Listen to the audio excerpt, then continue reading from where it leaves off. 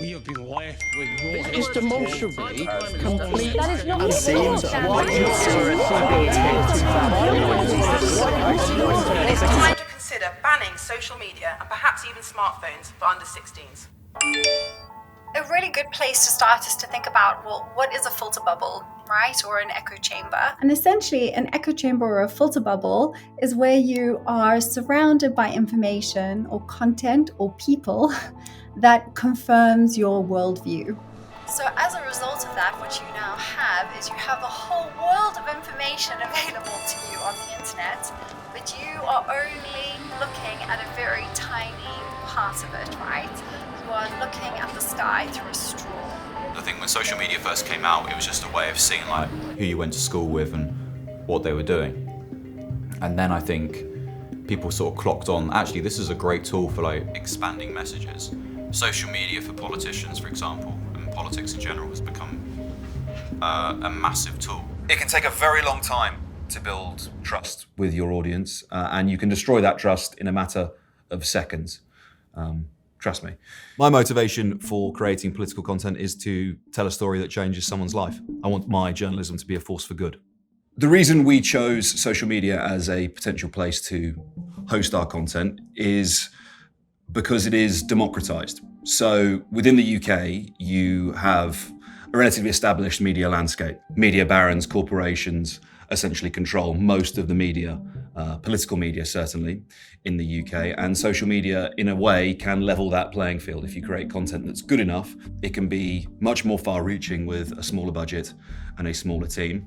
The algorithmic news feeds on certain social media platforms, the entire economy is about preserving your attention, keeping you engaged for as long as possible because it enables them to serve you ads, as many ads as possible. That is their business model, by the way. If no one was aware of that, the fact that you get to use the platform for free indicates that you are not the customer, you are actually the product. The customer is the advertising agencies who buy space on those platforms to then advertise to you. What's one of the best ways of doing that?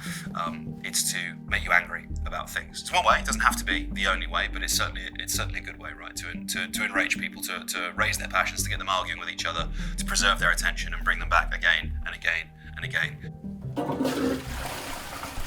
Feels like, the he said, she said, this is wrong, you're a moron, no, you're a moron, is not working for us and is just increasingly driving us into these polarizing, opposing sides of the spectrum.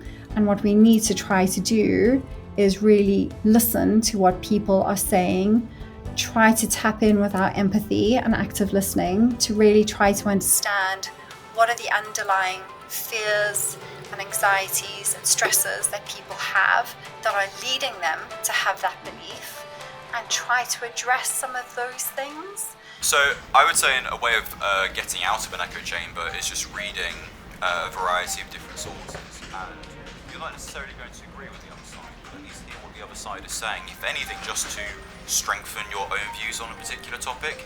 Because if you can argue against those views, then you know that your argument is secure as possible. Social media can be a fundamentally destructive force, and yet I spend quite a significant part of my life creating content for social media.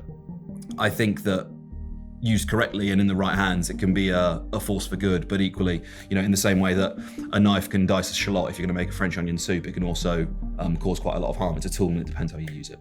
Is social media a good thing or a bad thing? I think we must be really careful about falling into the same traps of being really deterministic about these things. So it is neither a very good thing and it is neither a very bad thing. There are lots of positive things that have come from social media, and there are lots of negative things that have come from social media. The thing that we need to do is to think about strategies and implement tactics and implement legislation that allows us to move much more towards the good, amplifying the good and mitigating the risk and the actual harms that can come from some of those negative consequences. And some of those things that we can do is we as individuals can think much more carefully about how we want to use these tools and what we want to share on these different platforms. The responsibility for combating echo chambers and the other ills on social media extends beyond the social media companies. They are not the only ones responsible. It's very easy, and I'm guilty of it often. You see like a ginormous multi-billion, in some cases trillion-dollar corporation, and you think, they are the bad guys, let's blame them. And I'm all for that, don't get me wrong. However, you should always be skeptical about absolving yourself of responsibility completely. We as users have a responsibility. The government as legislators have a responsibility. If we're talking about minors and children, their parents have a responsibility as well for how their kids use these platforms. We all have a responsibility for how we use them.